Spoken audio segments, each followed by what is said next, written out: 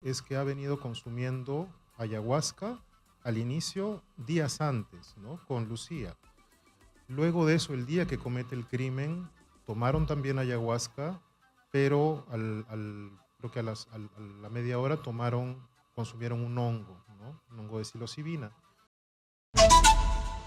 Nosotros vamos a tratar de entender qué es lo que ha pasado en este lugar. Estamos con Jonathan Mantilla, él es psicoterapeuta, él es psicólogo de profesión, también es curandero y terapeuta energético. Bienvenido, señor Mantilla, a Exitosa.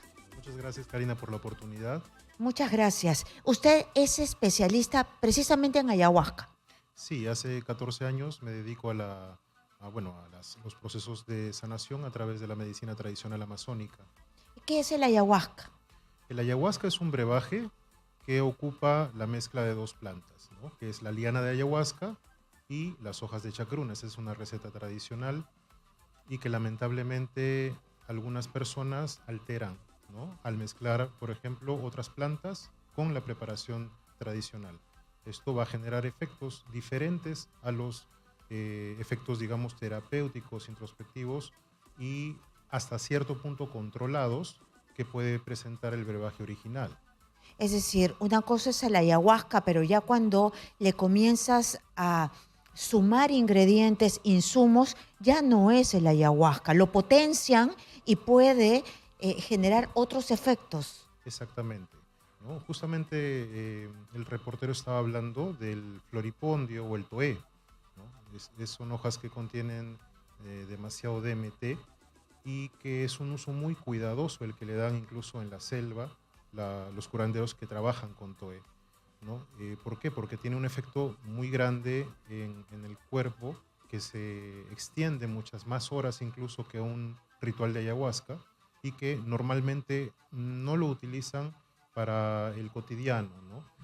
Muchas veces lo utilizan como una forma de rastreo, de información ante algo que pasa, pero no se llega a dar a las personas porque es una preparación muy rigurosa, una dieta muy rigurosa que hay que tener previamente para poder tomar esta planta.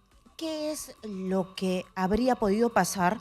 No hemos tenido el examen toxicológico, pero a ojo de buen cubero, siendo psicoterapeuta, psicólogo, experto en ayahuasca, teniendo 14 años en este camino, este ucraniano ha bebido algo, él lo dice, él lo confiesa, confiesa el crimen y lo hemos visto fuera de sí en las imágenes. Parecía eh, con los ojos desorbitados, parecía en realidad inmanejable. Hasta mordía a la policía. ¿Qué tenía? Lo que ha narrado esta persona, tengo entendido, es que ha venido consumiendo ayahuasca al inicio, días antes, ¿no? Con Lucía. Luego de eso, el día que comete el crimen, tomaron también ayahuasca, pero creo que a la media hora consumieron un hongo, ¿no? Un hongo de psilocibina. Y esto probablemente sumado a una eh, nula dieta de alimentos, de preparación, a la falta de un ritual de protección, de contención, a la falta de un guía que eh, pueda haberlos acompañado o sostenido en el momento de pronto de la ingesta de esta planta, ha generado que esta persona pueda haber tenido un brote psicótico, que es lo más cercano y lo que muestra, ¿no? Ante el comportamiento que ha tenido. Esta persona también manifestó que había tenido visiones o alucinaciones de que algo le había invadido a Lucía y que a raíz de eso él trata de limpiar a través del asesinato esta entidad en ella, ¿no? Entonces eso probablemente se acerca más a un brote psicótico que a una indicación de la ayahuasca, aunque él lo haya vivido así. Habría que ver también qué rasgos, qué historial clínico de pronto presenta él. Eso únicamente lo saben las personas del centro que lo han alojado o que también han tenido, digamos, acompañado algún proceso con él. Es decir, depende también mucho de tu historial como persona, de tu historial clínico, psicológico, psiquiátrico, porque esto puede exacerbar lo que tú ya traes. Exactamente. ¿Por qué razón? Porque hay ciertas restricciones que se manejan antes de que una persona pueda consumir plantas psicoactivas como es la ayahuasca, ¿no? Hay una dieta, hay una preparación que debe de tener una persona antes de poder ingresar al ritual, y lo más recomendable primero es poder pasar por una entrevista psicológico-psicoterapéutica, un acompañamiento para que luego se pueda determinar si va a ser provechoso o no eh, la experiencia con el ayahuasca, ¿no? Incluso después de la toma de ayahuasca también se recomienda un acompañamiento psicoterapéutico, ¿no?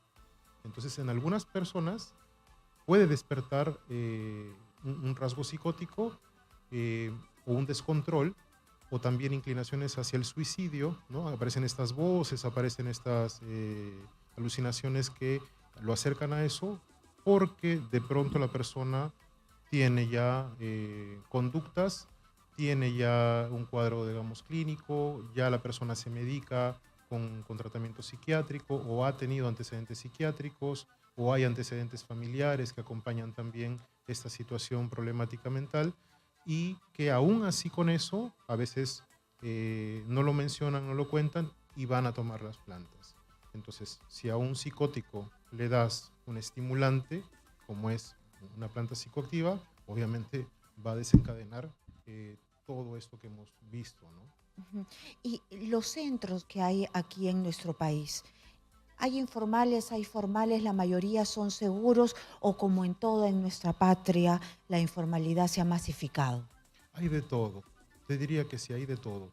Hay un centro que es el centro más respetable, que es Taquihuasi en Tarapoto, que es un centro de toxicómanos, en donde los procesos de contención y de resguardo de las personas que van como pacientes ahí por toxicomanías o por situaciones de pronto existenciales que puedan estar pasando, les brindan un proceso adecuado, ¿no? Un seguimiento médico, psicológico, y a la vez trabajan con los curanderos tradicionales, ¿no? Es un centro que justamente teje puente entre la psicoterapia tradicional y también la medicina amazónica, ¿no? Para que haya un resultado diferente y un acercamiento también espiritual en la persona toma de conciencia. Pero también hay centros que no respetan a veces el cuidado que debe tener un paciente, un interno, ¿no? Porque cuando uno va a internarse, es muy, muy indispensable que durante sus procesos no tenga acceso a otras personas que no están de pronto internadas, ¿no? Como se da el caso acá, que comentan que ellos se habían alojado en ese centro prácticamente como huéspedes, ¿no? Y aparte habían internos también ahí que estaban llevando procesos. Entonces es muy delicado que un paciente que está sensible por la toma de plantas, por las purgas que está llevando el tratamiento, de pronto se cruce con alguien que no está haciendo una dieta, que de pronto está... Todo se hizo mal en este centro, porque ellos no estaban siendo los pacientes, eran huéspedes, ya habían salido de allí, cómo logran encontrarse, cómo están sin esta orientación que usted nos dice. Exacto, o sea, esa es responsabilidad también que yo considero ha debido ser tomada en cuenta, y sobre todo por la vasta experiencia que al menos han manifestado, ¿no? En el centro de 20 años de experiencia tratando personas, y que haya habido una ligereza para alojar a dos personas, así hayan tenido digamos una cabaña aislada de los demás pacientes, eh, entraban y salían, no sabía si consumían o no, si fumaban, si consumían drogas, si tenían algún tipo de desarreglo energético, que al final llevaban al centro y bueno. ¿Y quiénes son los responsables ya desde el Estado de fiscalizar estos centros? Porque es un legado cultural que Así se es. tiene que resguardar y por estos desarreglos que se hacen o por estas torpezas se puede eh, tachar una práctica cultural que durante años y años ha funcionado bien o mal. Así es. Hay registros más o menos de unos 3.000 años de uso de la ayahuasca, ¿no? A nivel 3000 cultural. años. Y Y está resguardado, ¿no? hay Es una práctica cultural exactamente, que está resguardada. desde el 2008 es Patrimonio Cultural de la Nación, para uso ritual únicamente, ¿no?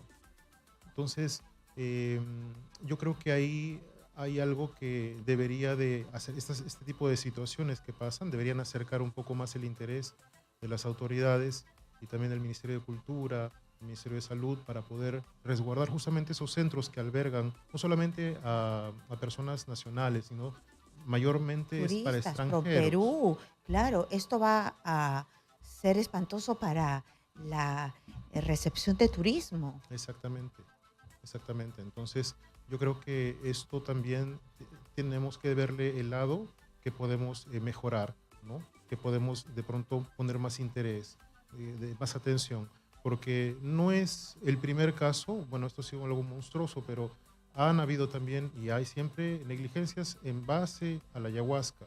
Y en verdad la ayahuasca es una planta cualquiera. El que le da el uso y el que es negligente es el ser humano, ¿no? La planta por sí sola no va a hacer eso, ¿no?